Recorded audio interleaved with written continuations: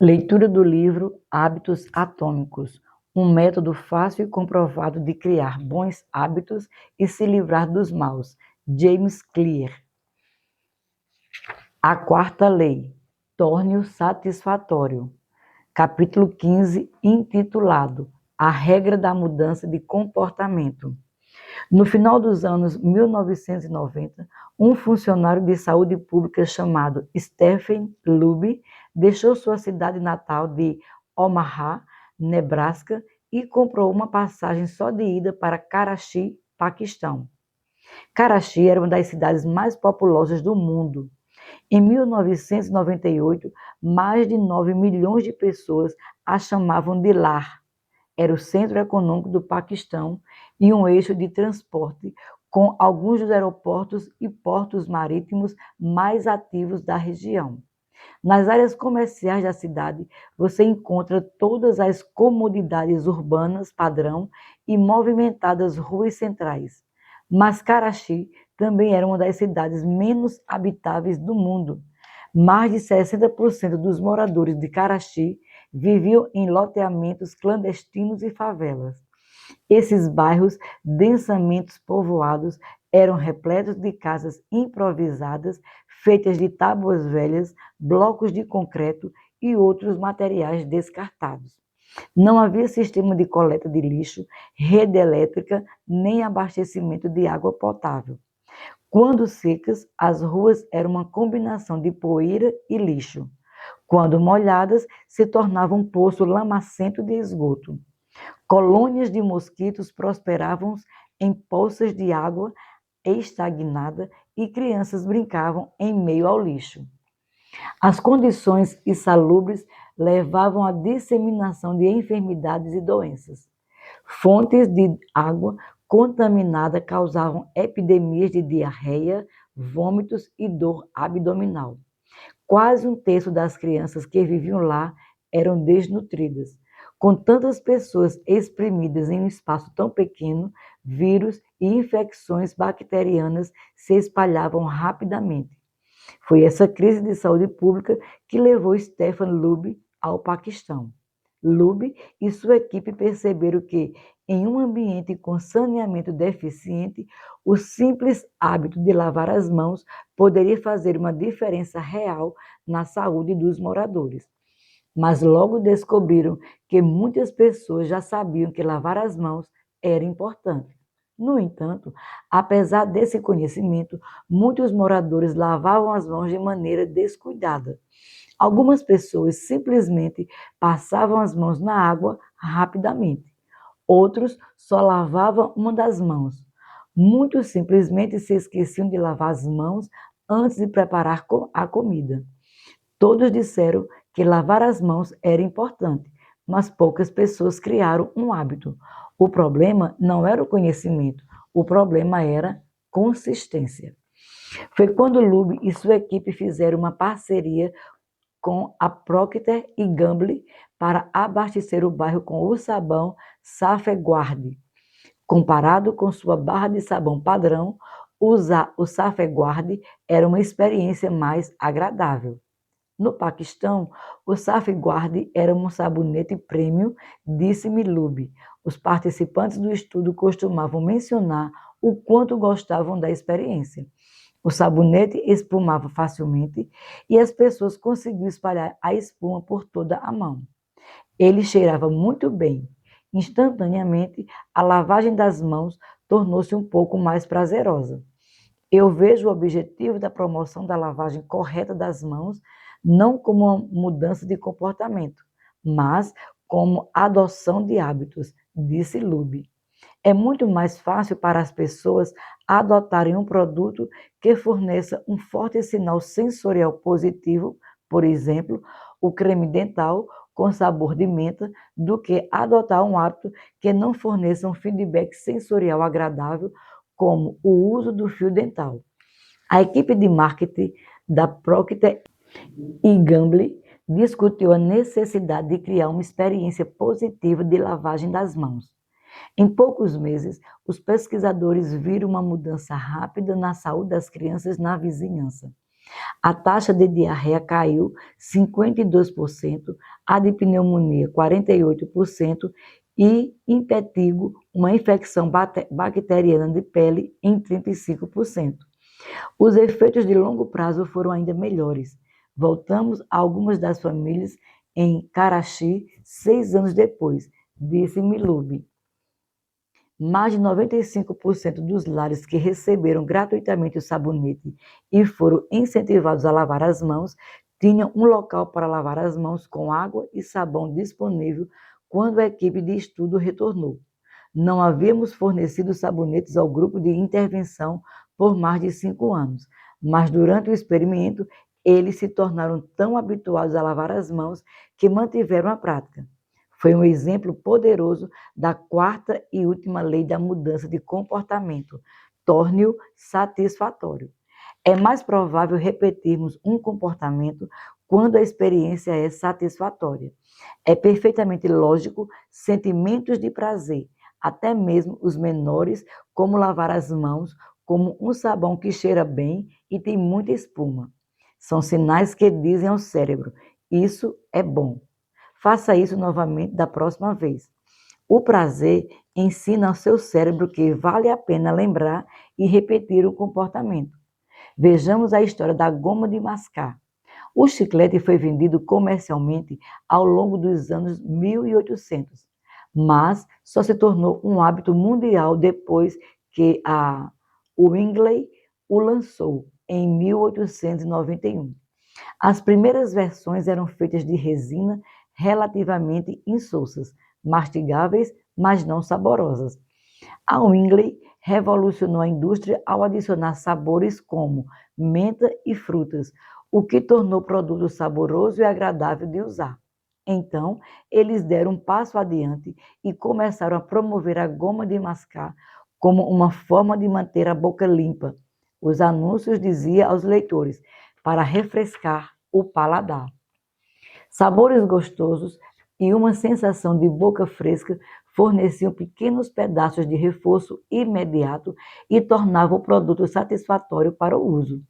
O consumo disparou e a Wrigley tornou-se a maior fabricante de chicletes do mundo. O creme dental leva uma trajetória semelhante. Os fabricantes conseguiram um enorme sucesso quando adicionaram sabores como hortelã, menta e canela a seus produtos. Esses sabores não melhoraram a eficácia do creme dental, simplesmente criaram uma sensação de boca limpa e tornaram a experiência de escovar os dentes mais prazerosa. Minha esposa parou de usar Sensodyne porque não gostava do sabor. Ela mudou para uma marca com um sabor de menta mais forte, que provou ser mais satisfatório. Por outro lado, se uma experiência não é satisfatória, temos poucas razões para repeti-la. Em minha pesquisa, me deparei com a história de uma mulher que tinha um parente narcisista que a deixava louca. Em uma tentativa de passar menos tempo com esse egomaníaco, ela agia da forma mais chata e tola possível sempre que ele estava por perto. Depois de alguns encontros, ele começou a evitá-la porque a achava desinteressante demais. Histórias como essas são evidências da regra essencial de mudança de comportamento. O que é recompensado é repetido, o que é punido é evitado. Você aprende o que fazer no futuro com base no que foi recompensado ou punido por fazer no passado. Emoções positivas cultivam hábitos, emoções negativas os destroem. As 3 primeiras leis da mudança de comportamento, torne-o claro, torne-o atraente e torne-o fácil, aumentam as chances de que um comportamento seja executado desta vez.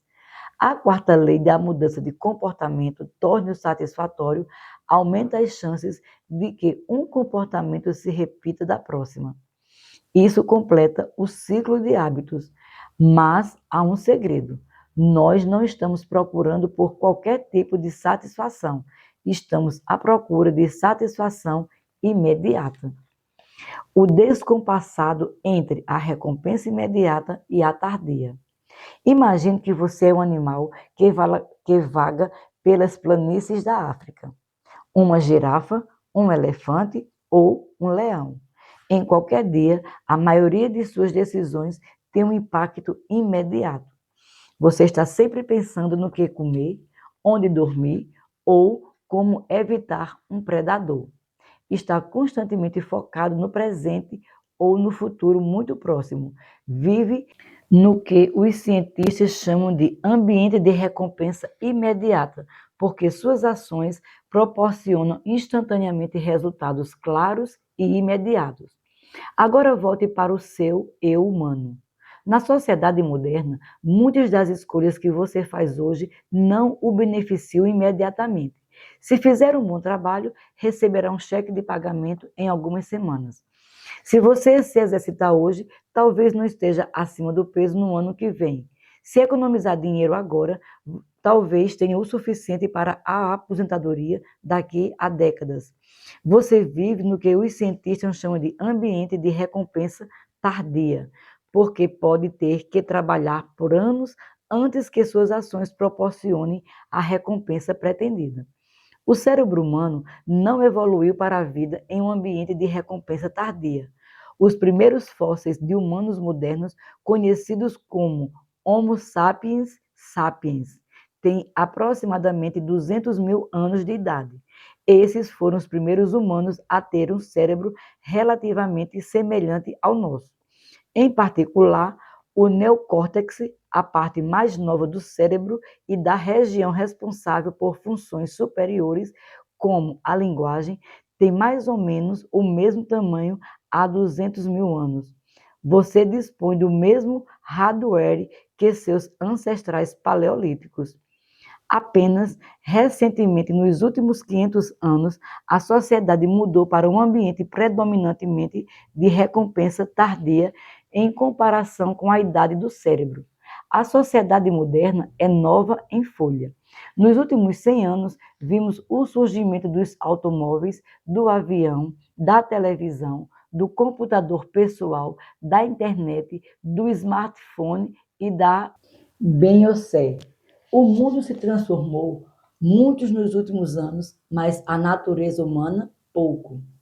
Semelhantes a outros animais da savana africana, nossos ancestrais passavam seus dias respondendo a graves ameaças, garantindo a próxima refeição e refugiando-se de uma tempestade.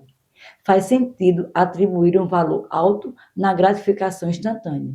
O futuro distante era menos importante, e depois de milhares de gerações em um ambiente de recompensa imediata, nosso cérebro evoluiu para preferir retornos rápidos aos de longo prazo. Economistas comportamentais referem-se a essa tendência como inconsistência de tempo. Isto é, a forma como o cérebro avalia as recompensas é inconsistente ao longo do tempo. Você valoriza o presente mais que o futuro. Normalmente, essa tendência nos serve bem. Uma recompensa certa agora normalmente vale mais do que uma meramente possível no futuro. Mas, ocasionalmente, nossos viés em relação à gratificação instantânea causa problemas. Porque alguém fuma, se sabe que aumenta o risco de câncer de pulmão. Porque alguém come demais quando sabe que aumenta o risco de obesidade. Porque alguém faz sexo desprotegido se sabe que pode resultar em infecção sexualmente transmissível. Depois de entender como o cérebro prioriza as recompensas, as respostas se tornam claras. As consequências dos maus hábitos são tardias, enquanto as recompensas são imediatas. Fumar pode matá-lo em 10 anos, mas reduz o estresse e alivia seus desejos de nicotina agora. Comer demais é prejudicial em longo prazo, mas apetitoso no momento. Sexo, seguro ou não, proporciona prazer imediato. Doenças e infecções não se manifestam por dias, semanas ou mesmo anos. Todo hábito produz múltiplos resultados ao longo do tempo. Infelizmente, esses resultados costumam estar desalinhados. Como nossos maus hábitos, o resultado imediato geralmente parece bom, mas o resultado final é ruim. Com bons hábitos é o inverso. O resultado imediato é desagradável, mas o resultado final é bom. O economista francês Frédéric Batista explicou claramente o problema quando escreveu: quase sempre acontece que, quando a consequência imediata é favorável, as tardias são desastrosas e vice-versa. Muitas vezes, quanto mais doce é o primeiro fruto de um hábito, mais amargos são seus frutos posteriores. Em outras palavras, o custo de seus bons hábitos estão no presente, os de seus maus hábitos no futuro. A tendência do cérebro de priorizar o momento presente significa que você não pode confiar em boas intenções. Quando faz um plano para perder peso, escreve um livro ou aprender um idioma, você está realmente fazendo planos para o seu futuro. E quando imagina como quer que a sua vida seja, é fácil ver o valor em tomar ações com benefícios em longo prazo. Todos queremos vidas melhores para nossos futuros eus. No entanto, quando chega o momento da decisão, a gratificação instantânea geralmente ganha. Você não está mais fazendo uma escolha para o você futuro que sonha em ser mais capaz, mais rico ou mais feliz. Você está escolhendo o você presente, que quer ser satisfeito, mimado e entretido.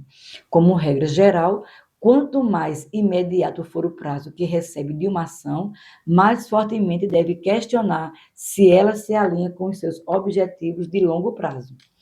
Como uma compreensão mais completa do que faz com que o nosso cérebro repita alguns comportamentos e evite outros, vamos atualizar a regra essencial da mudança de comportamento. O que é imediatamente recompensado é repetido. O que é imediatamente punido é evitado. Nossa preferência pela gratificação instantânea revela uma verdade importante sobre o sucesso. Por causa da maneira como somos programados, a maioria das pessoas passa o dia inteiro correndo atrás de pequenos episódios de rápida satisfação. A estrada menos percorrida é a da gratificação tardia. Se estiver disposto a esperar pelas recompensas, enfrentará menos concorrência e frequentemente obterá uma recompensa maior. Como diz o ditado, o último quilômetro é sempre o menos percorrido. A pesquisa mostrou exatamente isso. Pessoas que são melhores em retardar a gratificação têm maiores notas em provas de conhecimento, menores níveis de abuso de substâncias, menor probabilidade de obesidade, melhores respostas ao estresse e habilidades sociais superiores. Todos nós já vimos isso em ação em nossas próprias vidas. Se adiar assistir à televisão e fazer primeiro o dever de casa, geralmente aprenderá mais e obterá notas melhores. Se não comprar sobremesas e batatas fritas, normalmente vai comer alimentos mais saudáveis quando chegar em casa. Em algum momento, o sucesso em quase todos os campos exige que você ignore uma recompensa imediata em favor de uma tardia. Aqui está o problema. A maioria das pessoas sabe que adiar a gratificação é a abordagem sábia.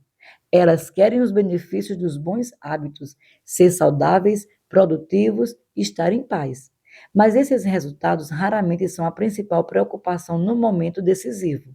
Felizmente, é possível treinar-se para adiar a gratificação, mas você precisa trabalhar em consonância com a natureza humana, não contra ela.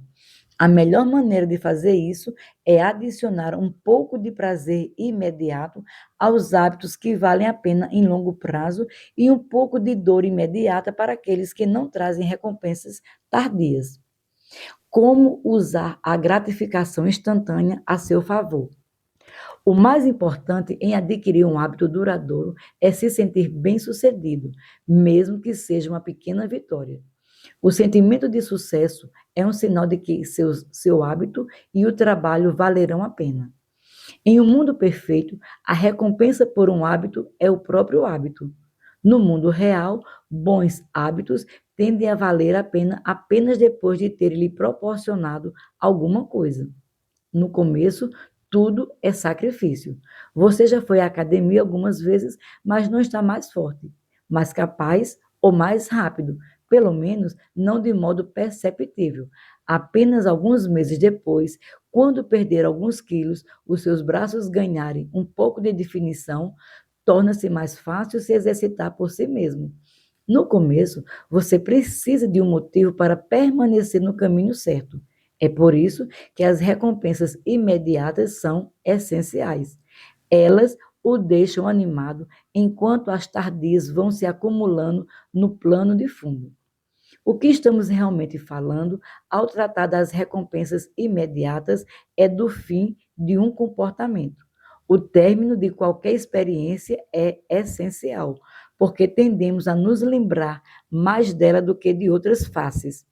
Você quer que o final de seu ato seja satisfatório.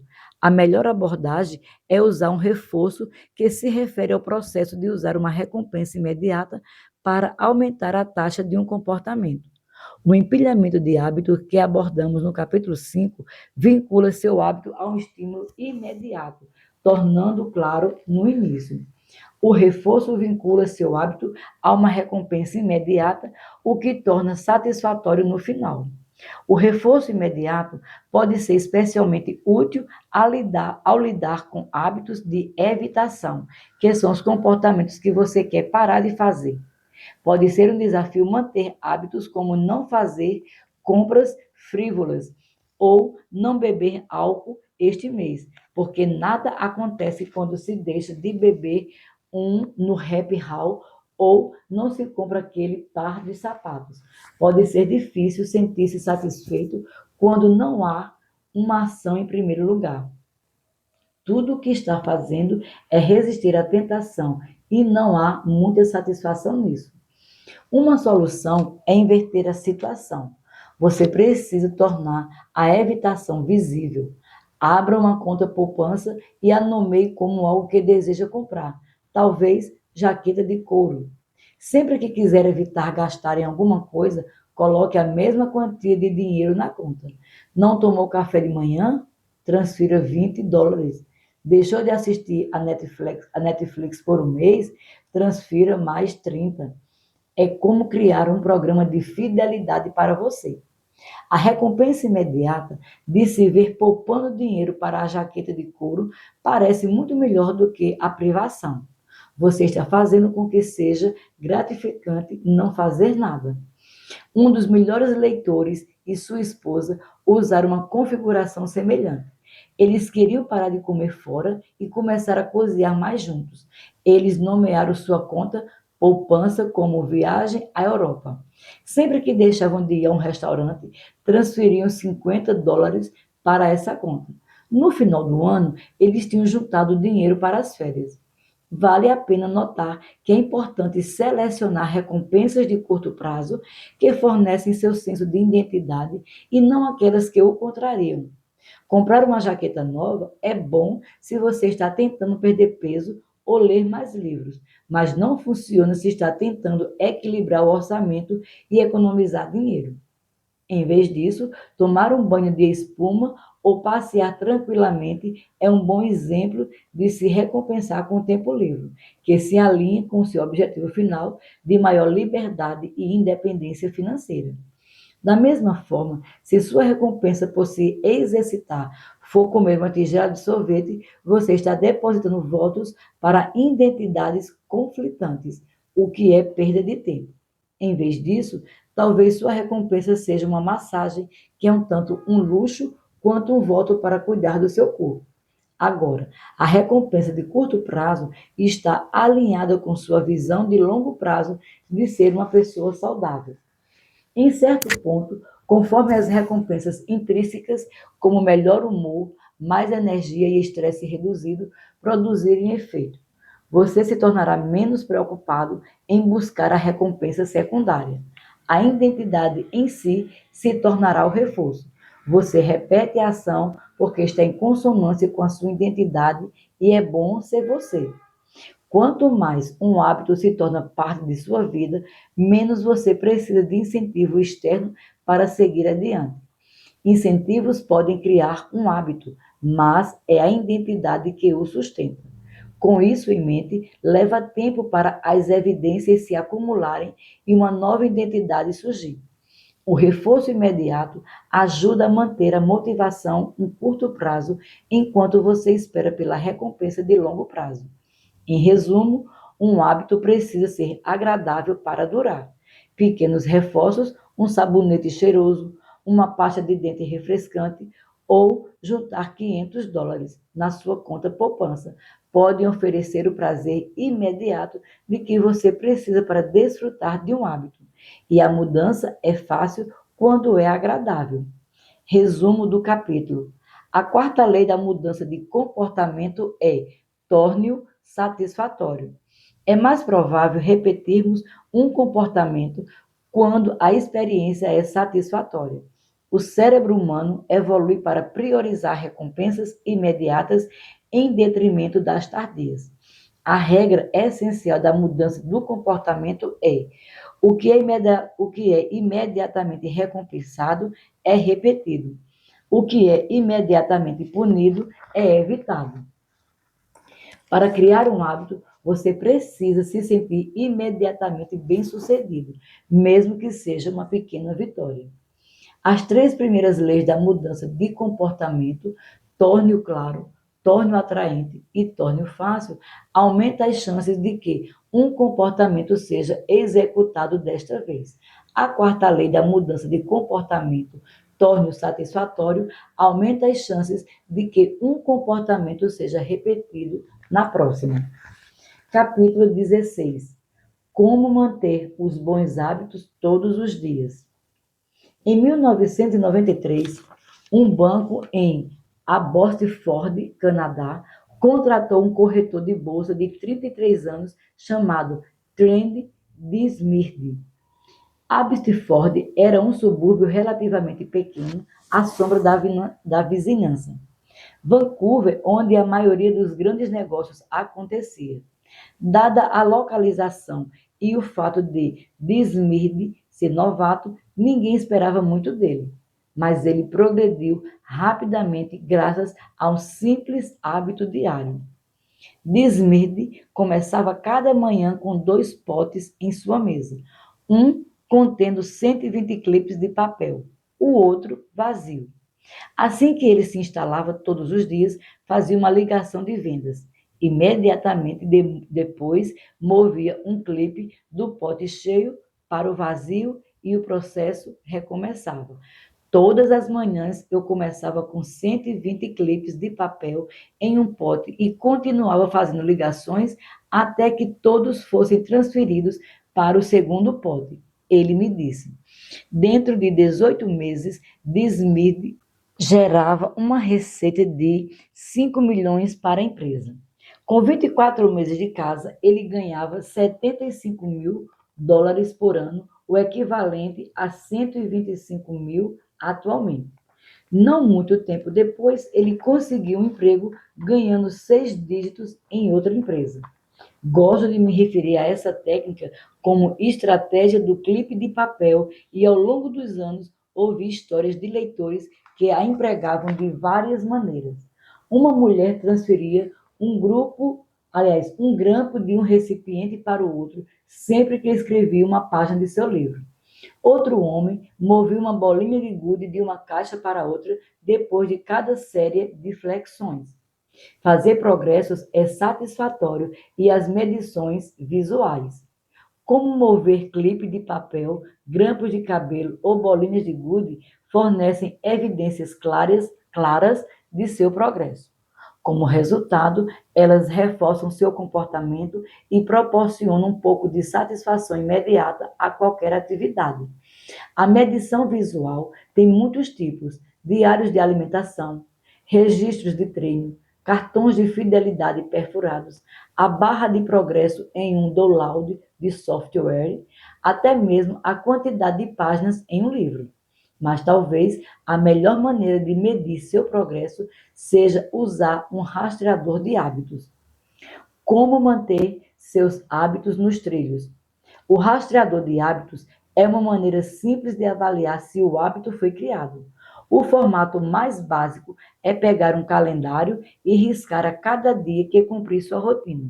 Por exemplo, se você meditar na segunda, quarta e sexta-feira, cada uma dessas datas terá um X. Conforme o tempo passa, o calendário torna-se um registro de sua rotina de hábitos.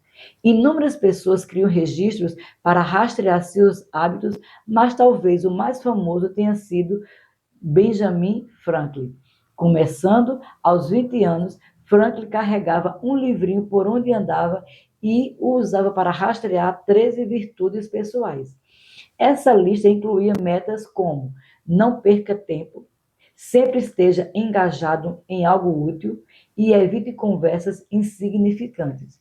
No final de cada dia, Franklin abria seu livreto e registrava seu progresso. Dizem que Jerry Seinfeld usa um rastreador de hábitos para manter sua rotina de escrever piadas.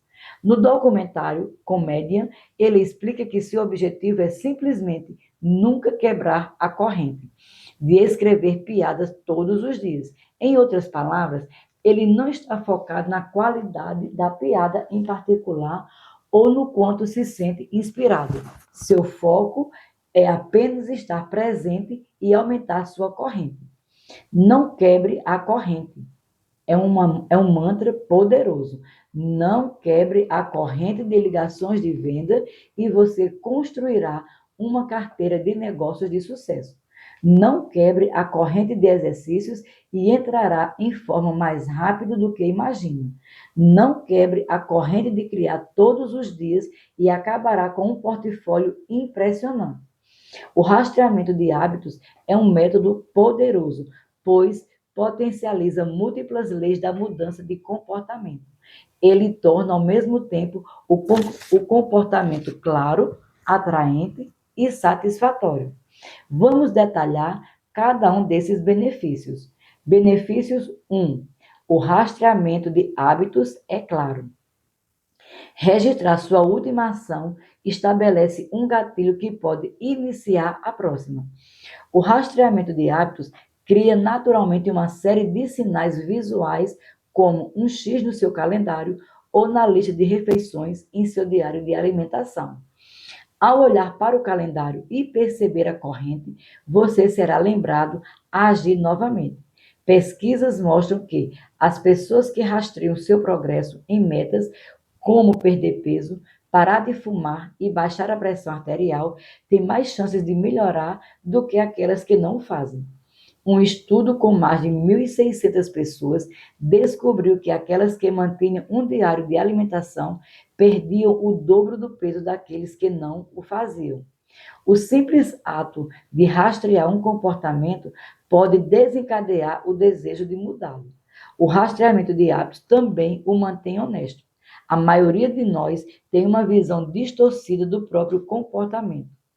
Achamos que agimos melhor do que de fato agimos. A medição proporciona uma maneira de superar nossa cegueira em relação ao nosso comportamento e perceber o que realmente está acontecendo todos os dias. Um olhar para os clipes de papel no pote e você imediatamente sabe quanto esforço está ou não depositando. Quando a evidência está bem na sua frente, é menos provável que minta para si mesmo. Benefício 2. O rastreamento de hábitos é atraente. A forma mais eficaz de motivação é o progresso. Quando identificamos um sinal de que estamos avançando, ficamos mais motivados a continuar nesse caminho. Assim, o rastreamento de hábitos tem um efetivo viciante na motivação. Cada pequena vitória alimenta seu desejo. Isso pode ser particularmente poderoso em um dia ruim. Quando você está se sentindo para baixo, é fácil esquecer todo o progresso já feito. O rastreamento de hábitos fornece uma prova visual de seu trabalho árduo, um lembrete sutil do quanto já conquistou. Além disso, o quadrado vazio no calendário todas as manhãs o motiva a começar, porque você não quer perder todo o seu progresso quebrando a corrente. Benefício 3. O rastreamento de hábitos é satisfatório. Esse é o benefício mais crucial de todos. O rastreamento pode se tornar sua própria forma de recompensa. É satisfatório riscar um item de sua lista de afazeres, concluir uma série de fichas de treino ou marcar um X no calendário. É bom ver seus resultados crescerem, o tamanho do seu portfólio de investimento, a extensão do manuscrito do seu livro. E, se a sensação for agradável, você tem mais chances de seguir em frente. O rastreamento de hábitos também ajuda a se concentrar na meta. Você está focado no processo e não no resultado. Você não está obcecado em conquistar um abdômen sarado. Está apenas tentando manter a corrente viva e se tornar o tipo de pessoa que não perde os treinos. Em resumo, o rastreamento de hábitos 1. Cria uma sugestão visual que lhe lembra a agir. 2. É inerentemente motivador, porque você vê o progresso que está fazendo e não quer perdê-lo. E 3. Se sente satisfeito sempre que registra mais uma ocorrência de seu hábito. Além disso, o rastreamento de hábitos fornece uma prova visual que endossa o tipo de pessoa que você deseja se tornar, o que é uma forma prazerosa de gratificação imediata e intrínseca. Você pode estar se perguntando: se o rastreamento de hábitos é tão útil, por que esperei tanto para falar dele? Apesar de todos os benefícios, esperei até agora por uma simples razão. Muitas pessoas resistem à ideia de rastreamento e medição. Pode parecer complicado, porque é preciso criar dois hábitos: o hábito que está tentando construir e o de rastreá-lo. Contar calorias parece mais um transtorno quando você já tem dificuldade em seguir uma dieta. Anotar todas as ligações de venda parece entediante quando se tem trabalho a fazer. Parece mais fácil dizer: vou comer menos, me esforçarei mais, ou me lembrarei de fazer isto. As pessoas inevitavelmente me dizem coisas como: tenho um diário de decisão, mas gostaria de usá-lo mais. Ou registrei meus treinos por uma semana, mas depois parei. Já estive nessa situação. Certa vez, fiz um diário de alimentação para rastrear calorias ingeridas. Consegui fazer isso por uma refeição e depois desisti. O rastreamento não é para todos e não há necessidade de medir todos os aspectos de sua vida, mas quase qualquer um se beneficia dele de alguma forma, mesmo que temporariamente. O que podemos fazer para facilitar o rastreamento? Primeiro, sempre que possível, a medição deve ser automatizada. Você provavelmente ficará surpreso com o quanto de sua vida já rastreia sem perceber. A fatura do seu cartão de crédito registra a frequência com que você sai para comer. Seu Fitbit registra quantos passos dá e quanto tempo dorme. Seu calendário registra quantos novos lugares visita a cada ano. Quando descobrir onde obter os dados, adicione uma nota a seu calendário para analisá-los a cada semana ou a cada mês, o que é mais prático do que rastreá-lo todos os dias. Em segundo lugar, o rastreamento manual deve ser limitado aos seus hábitos mais importantes. É melhor rastrear consistentemente um hábito do que esporadicamente 10. Finalmente, registre cada medida imediatamente após o hábito. A conclusão do comportamento é o estímulo para anotá-lo. Essa abordagem permite combinar o método do empilhamento de hábitos mencionado no capítulo 5 e o rastreamento de hábitos. A forma de empilhamento de hábitos mais rastreamento de hábito é: depois de hábito atual, eu irei rastrear meu hábito. Depois que desligar o telefone de uma ligação de vendas, vou mover um clipe de papel. Depois que terminar cada série na academia, registrarei em meu diário de treino. Depois de colocar meu prato na lava-louças, anotarei o que comi. Essas táticas facilitam o rastreamento de seus hábitos, mesmo que não seja o tipo de pessoa que goste de registrar comportamentos. Acredito que achará algumas semanas de medições muito perspicaz. É sempre interessante ver como você realmente gasta seu tempo. Vale lembrar, cada corrente de hábito termina em algum momento. E mais importante do que qualquer medição única é ter um bom plano para quando seus hábitos saírem dos trilhos. Como se recuperar rapidamente ao quebrar os hábitos. Não importa o quanto você seja coerente com seus hábitos, é inevitável que a vida o faça quebrá-los em algum momento. Não existe perfeição. Em pouco tempo, uma emergência surgirá. Você fica doente, precisa viajar a trabalho ou sua família precisa de um pouco mais de seu tempo. Sempre que isso acontece comigo, tento me lembrar de uma regra simples: nunca quebre um hábito duas vezes. Se eu quebrar o hábito por um dia, tento retomá-lo o mais rápido possível. Faltar a um treino acontece, mas não vou perder dois em seguida. Talvez eu coma uma pizza inteira, mas continuarei com a alimentação saudável. Não posso ser perfeito, mas posso evitar um segundo lapso. Assim que uma corrente é quebrada, começa uma nova. O primeiro erro nunca é o que leva tudo por água abaixo. É a espiral de erros repetidos que se segue.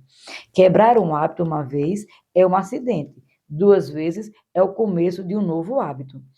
Essa é uma característica que distingue vencedores de perdedores. Qualquer pessoa pode ter um desempenho ruim, um treino ruim ou um dia ruim no trabalho, mas quando as pessoas de sucesso falham, elas se recuperam rapidamente. A quebra de um hábito não importa se a recuperação for rápida. Acho esse princípio tão importante que faço questão de observá-lo, mesmo que não consiga executar o hábito tão bem ou tanto quanto gostaria. Muitas vezes caímos em um ciclo de tudo ou nada com nossos hábitos. O problema não é escorregar, é pensar que, se não puder fazer algo com perfeição, é melhor nem fazer. Você não percebe o quanto é valioso simplesmente estar presente nos seus dias ruins ou ocupados? Os dias perdidos o prejudicam mais do que os de sucesso o ajudam. Se começar com $100, um ganho de 50% o levará a 150, mas só precisa de uma perda de 33% para levá-lo de volta a $100. Em outras palavras, evitar uma perda de 33% é tão valioso quanto alcançar um ganho de 50%. Como diz Charles Munger, a primeira regra dos juros compostos: nunca interrompa o fluxo desnecessariamente. É por isso que os treinos ruins costumam ser os mais importantes. Dias preguiçosos e treinos ruins mantêm os ganhos compostos que você acumulou nos dias bons. Simplesmente fazer algo: 10 agachamentos, 5 corridinhas, uma flexão, qualquer coisa é muito significativo. Não acumule zero. Não deixe que as perdas devorem seus ganhos. Além disso, nem sempre o que importa é o que acontece durante o treino. O mais importante é ser o tipo de pessoa que não perde treinos. É fácil treinar quando estamos nos sentindo bem, mas é crucial estar presente quando você não se sente bem, mesmo que faça menos do que espera. Ir à academia por 5 minutos pode não melhorar seu desempenho, mas reafirma sua identidade. O ciclo do tudo ou nada da mudança de comportamento é apenas uma armadilha que inviabiliza seus hábitos. Outro perigo potencial, especialmente se você estiver usando um rastreador de hábitos, é medir a coisa errada. Saber quando e quando não rastrear um hábito. Digamos que esteja administrando um restaurante e queira saber se o seu chefe está fazendo um bom trabalho. Uma maneira de medir o sucesso é acompanhar quantos clientes pagam por uma refeição todos os dias. Se mais clientes forem ao restaurante, a comida deve estar boa. Se houver menos, algo deve estar errado. No entanto, essa medição única, a receita diária, oferece apenas uma imagem limitada do que realmente está acontecendo. Só porque alguém paga por uma refeição, não significa que a aprecie. Mesmo os clientes insatisfeitos dificilmente jantam e saem correndo. Na verdade, se você está apenas medindo a receita, a comida pode estar piorando, mas você está compensando isso com marketing, descontos ou algum outro método. Em vez disso, pode ser mais eficaz monitorar quantos clientes terminam sua refeição ou talvez a porcentagem de clientes que deixam uma gorjeta generosa. O lado negativo do rastreamento de um comportamento específico é que nos tornamos motivados pelo número e não pelo propósito por trás dele. Se o seu sucesso for medido pelos ganhos trimestrais, você otimizará as vendas, a receita e a contabilização desses ganhos. Se o seu sucesso for medido por um número menor na balança, otimizará para um número menor na balança, mesmo que isso signifique adotar dietas radicais, desintoxicação líquida e pílulas para a perda de gordura. A mente humana quer ganhar qualquer jogo que esteja jogando.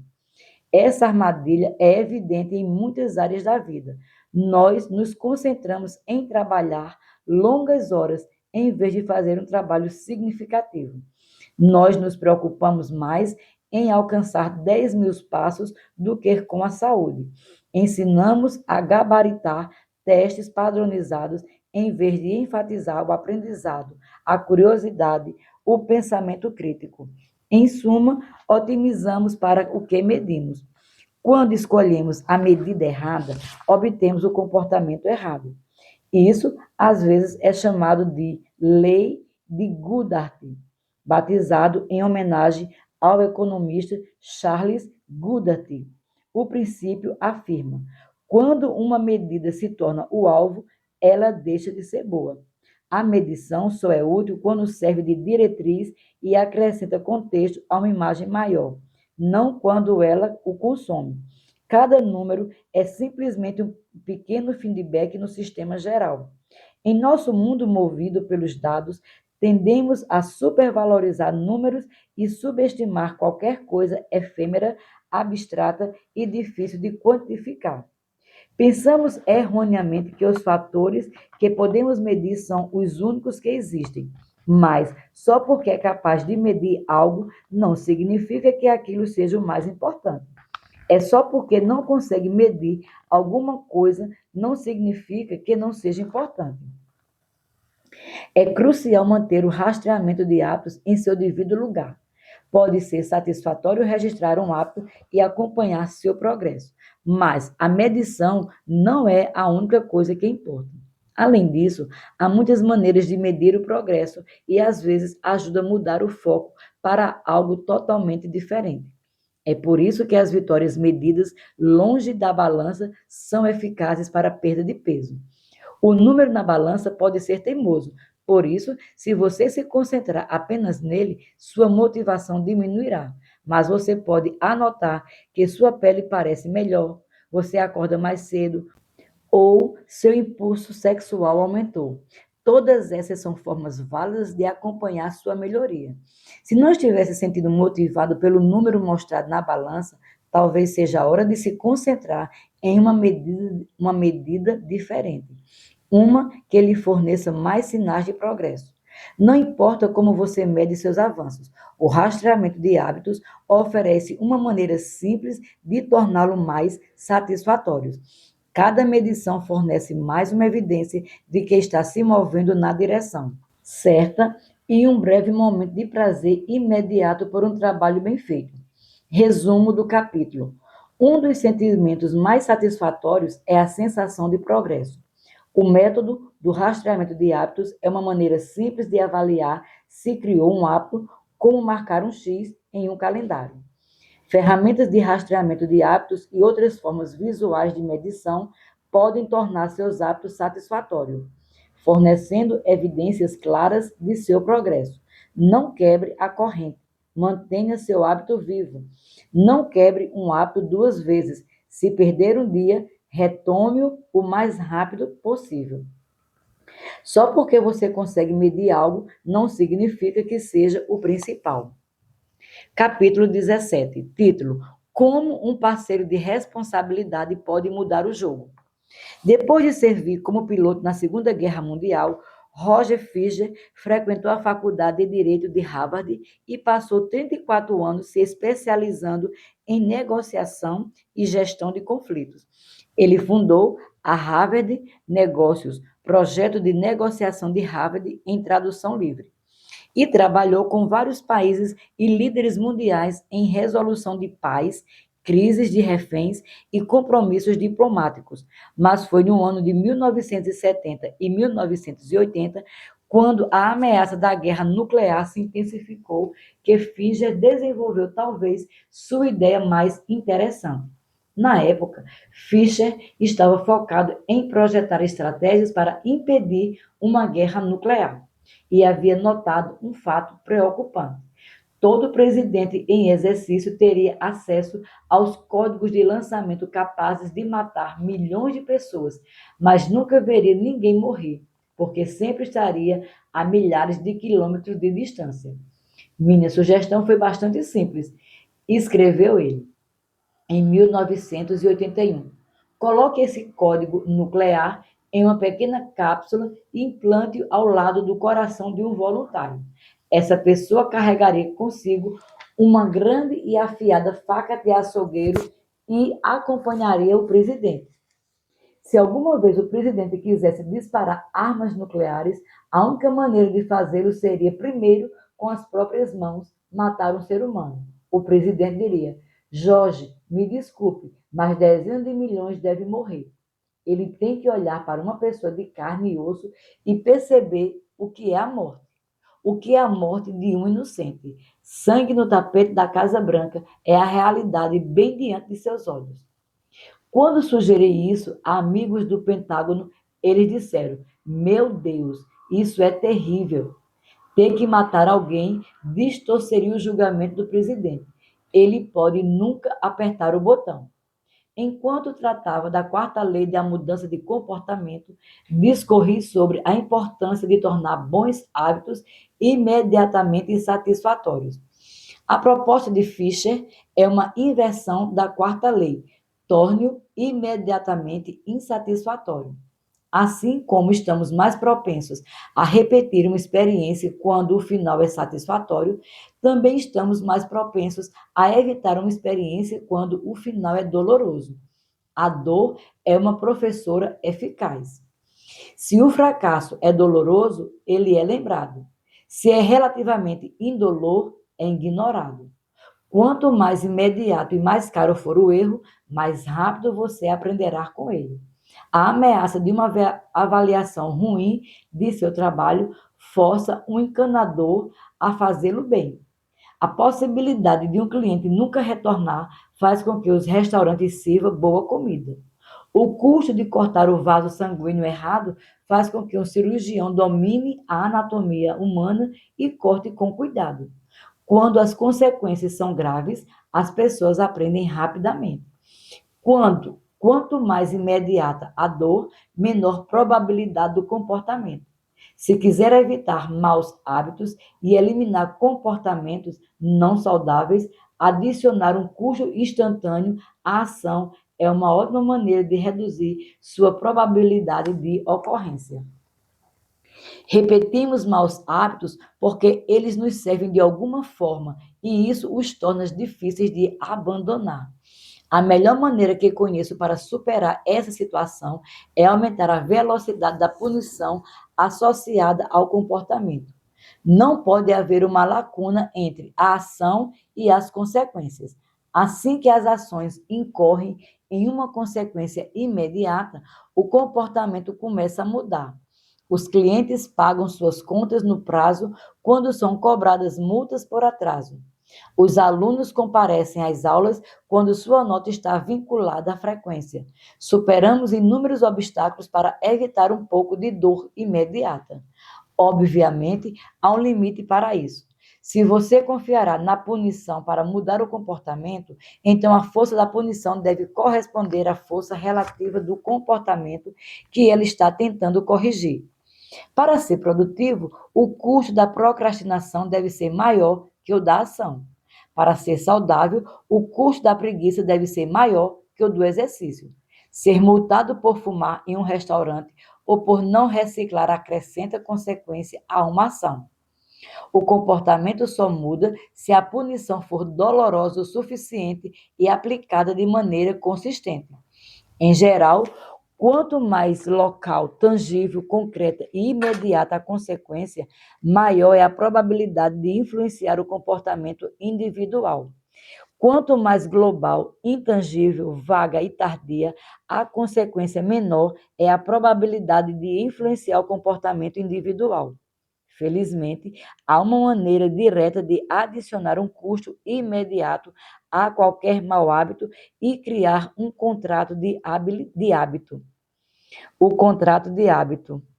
A primeira lei a respeito do uso do cinto de segurança foi aprovada em Nova York em 1º de dezembro de 1984. Na época, apenas 14% das pessoas nos Estados Unidos usavam regularmente o cinto de segurança, mas isso estava prestes a mudar. Dentro de 5 anos, mais da metade do país tinha leis obrigando o uso do cinto de segurança. Hoje, usar cinto de segurança é obrigatório por lei em 49 de seus 50 estados. E não é apenas a legislação. O número de pessoas que usam cintos de segurança também mudou drasticamente. Em 2016, mais de 88% dos norte-americanos usavam cinto de segurança toda vez que entravam em um carro.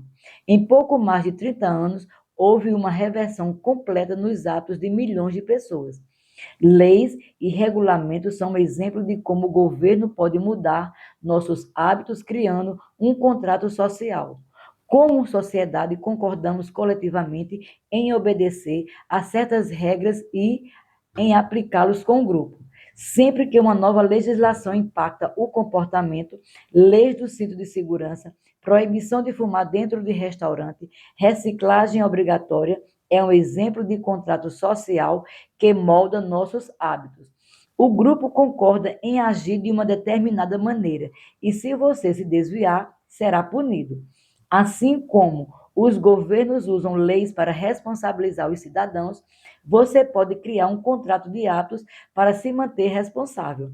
Um contrato de atos é um acordo verbal ou escrito em que você declara seu compromisso com um ato em particular e a punição que ocorrerá se não cumprir. Assim, encontre uma ou duas pessoas para agir com suas parceiras de responsabilidade e assinar o contrato com você. Brian Harris, um empresário de Nashville, Tennessee, foi a primeira pessoa que vi colocar essa estratégia em ação. Logo após o nascimento de seu filho, Harris percebeu que queria perder alguns quilos. Ele escreveu um contrato de hábito entre ele, sua esposa e seu personal trainer. A primeira versão dizia: o objetivo número 1 de Brian para o primeiro trimestre T1 de 2017 é começar a comer corretamente de novo para que se sinta melhor, tenha uma aparência melhor e seja capaz de atingir sua meta de longo prazo de chegar a 100 quilos com 10% de gordura corporal. Abaixo dessa afirmação, Harris traçou um roteiro para alcançar seu resultado ideal. Fase 1. Retome uma dieta restrita a carboidratos de absorção lenta em T1. Fase 2. Inicie um programa estrito de rastreamento de macronutrientes em T2. Fase 3. Refine e mantenha os detalhes de sua dieta e programas de exercícios em T3. Finalmente, ele registrou cada um dos hábitos diários que o levaria ao seu objetivo. Por exemplo, anotar todos os alimentos que consumir todo dia e de se pesar diariamente. Em seguida, ele descreveu a punição caso falhasse. Se Brian não cumprir esses 2 itens, a seguinte consequência será aplicada: terá que se vestir formalmente todos os dias para o trabalho e todo domingo de manhã pelo resto do trimestre. Vestir-se formalmente é definido como não usar jeans, camiseta, moletões ou shorts.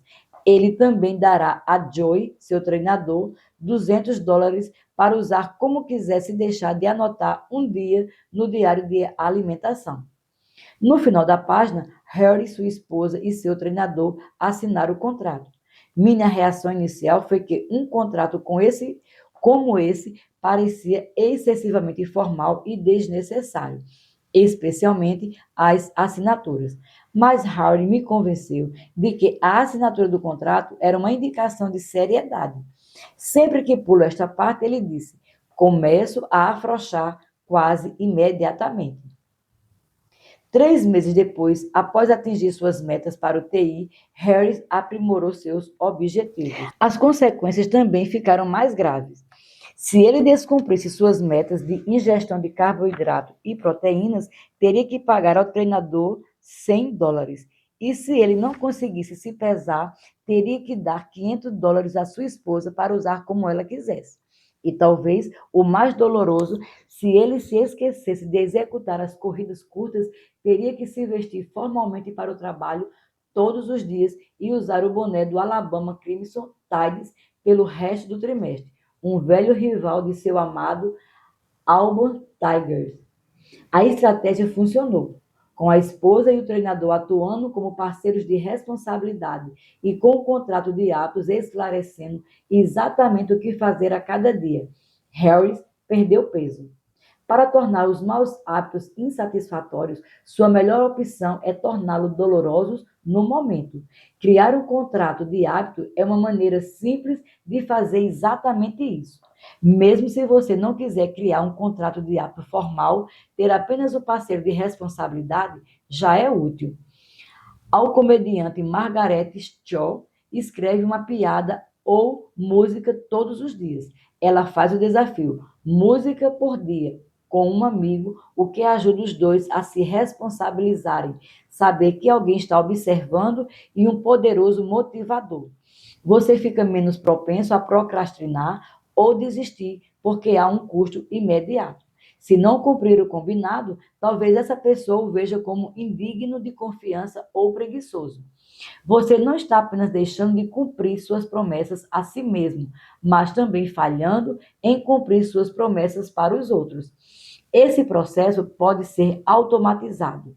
Thomas Frank, um empresário de Boulder, Colorado, acorda às 5h55 todas as manhãs. E se não o fizer, ele posta um tweet automático que diz: são 6h10 e eu não acordei porque sou preguiçoso. Responda a esse tweet e receba $5, limite de 5, desde que meu despertador não tenha falhado. Estamos sempre tentando apresentar nossos melhores eus ao mundo. Penteamos os cabelos, escovamos os dentes e nos vestimos com cuidado, porque sabemos que esses hábitos tendem a ter uma reação positiva. Queremos tirar boas notas e nos formar nas melhores escolas para impressionar potenciais empregadores e colegas, e nossos amigos e familiares. Nós nos preocupamos com as opiniões daqueles que nos rodeiam, porque é mais fácil quando os outros gostam de nós. É precisamente por isso que obter um parceiro de responsabilidade ou assinar um contrato de hábitos podem funcionar tão bem. Resumo do capítulo. A inversão da quarta lei da mudança de comportamento é: torne-o insatisfatório. É menos provável repetirmos um mau hábito se for doloroso ou insatisfatório. Um parceiro de responsabilidade cria um custo imediato para a inação. Nós nos importamos profundamente com o que os outros pensam de nós e não queremos que tenham uma opinião ruim a nosso respeito. Um contrato de hábito pode ser usado para adicionar um custo social a qualquer comportamento. Isso faz com que os custos de violar suas promessas sejam públicos e dolorosos. Saber que alguém o observa é um poderoso motivador. Como criar um bom hábito? A primeira lei, torne-o claro. 1.1. Preencha a avaliação de hábitos. Anote seus hábitos atuais para se conscientizar deles. 1.2. Use as intenções de implementação. Eu irei. Comportamento. As. Hora. Em. Local. 1.3. Use o empilhamento de hábitos. Depois de hábito atual. Eu irei. Novo hábito. 1.4. Redesenhe seu ambiente. Torne-o Torne os estímulos dos bons hábitos óbvios e visíveis. A segunda lei, torne atraente. 2.1. Use o empacotamento de tentações. Parei uma ação que quer fazer com uma que precisa ser feita. 2.2. Junte-se a uma cultura em que seu comportamento desejado seja o padrão. 2.3. Crie um ritual de motivação. Faça algo de que goste imediatamente antes de um hábito difícil. A terceira lei, torne-o fácil. 3.1. Reduza a resistência. Diminua o número de passos entre você e seus bons hábitos. 3.2. Adeque o ambiente. Prepare seu ambiente para facilitar ações futuras. 3.3. Domine o momento decisivo. Otimize as pequenas escolhas que produzem um impacto descomunal. 3.4. Use a regra dos 2 minutos. Reduza a dimensão de seus hábitos até que possam ser feitos em 2 minutos ou menos. 3.5. Automatize seus hábitos. Invista em tecnologia e compras únicas que fixem comportamentos futuros. A quarta lei, torne-o satisfatório. 4.1. Use reforços. Recompense-se imediatamente quando concluir seu hábito. 4.2. Transforme fazer nada em algo agradável. Ao evitar um mau hábito, crie uma maneira de enxergar os benefícios. 4.3. Use um rastreador de hábitos. Acompanhe a duração dos hábitos e não quebre a corrente. 4.4. Nunca quebre um hábito 2 vezes. Quando quebrar um hábito, certifique-se de voltar aos trilhos imediatamente. Como se livrar de um mau hábito? Inversão da primeira lei. Torne-o invisível. 1.5. Reduza a exposição. Remova os estímulos de seus maus hábitos do ambiente. Inversão da segunda lei. Torne-o desinteressante. 2.4. Reestruture sua atitude mental. Ressalte os benefícios de evitar seus maus hábitos. Inversão da terceira lei. Torne-o difícil. 3.6. Aumente a resistência. Aumente o número de passos entre você e seus maus hábitos. 3.7. Use um dispositivo de compromisso. Restrinja suas escolhas futuras àquelas que o beneficiam. Inversão da quarta lei. Torne-o insatisfatório. 4.5. Arrume um parceiro de responsabilidade. Peça alguém para observar seu comportamento. 4.6. Crie um contrato de hábitos. Torne os custos de seus hábitos públicos e dolorosos.